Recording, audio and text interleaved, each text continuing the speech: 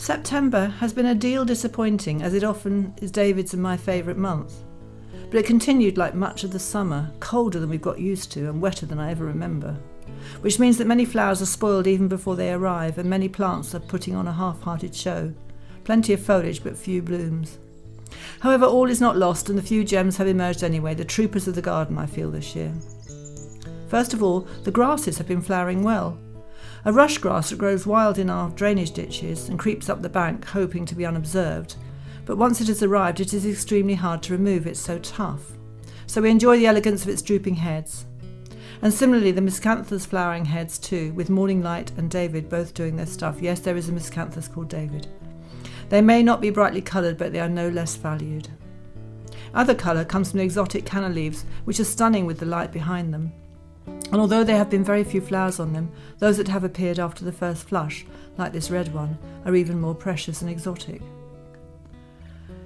There are still several butterflies floating around, sipping the fermenting juices from the last plums and apples left on the trees or fallen on the ground. Tipsy butterflies are fun. Also a last few dragonflies finishing up their mating programmes, but many fewer than I remember from previous years at this point. Also offering colour are the white berries on the dogwoods that didn't get coppiced in early spring. One benefit is the berries arrive, and the leaves are colouring up slightly, but will get deeper as the month goes on. There are also some late honeysuckles on our older stump, which is putting on a bid to regrow, but we're denying its right, as it will squash out all the other beauties nearby. It was cut to be a rotting stump habitat. How dare it refuse to conform to our plans? What is coming into flower in the woodland are some cyclamen and hederifolium, ivy-leaf cyclamen. In whites and pinks they are shining out in dark corners and loving the shade and secret spaces.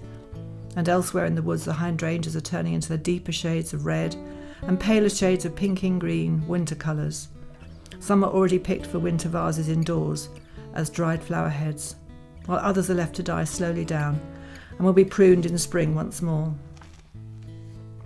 Phlox is usually a reliable plant for September, but this year it has barely flowered, and this single flower from what should be a decent-sized clump is all we really have to show. But by contrast, the ivy is budding up densely everywhere. This will be a fantastic source of food and shelter for so many insects, especially the holly blue butterfly, which needs the ivy for its winter incarnation, and holly flowers in the spring.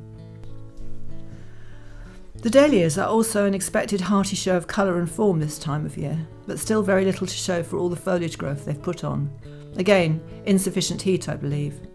But those that have shown their faces are just as stunning as ever: David Howard, Bishop of Llandaff, and a few others.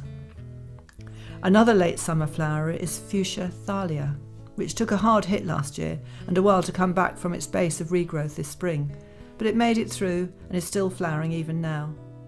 I may keep this in our sunroom instead of the greenhouse this winter, just in case. And that just about wraps up September for this year.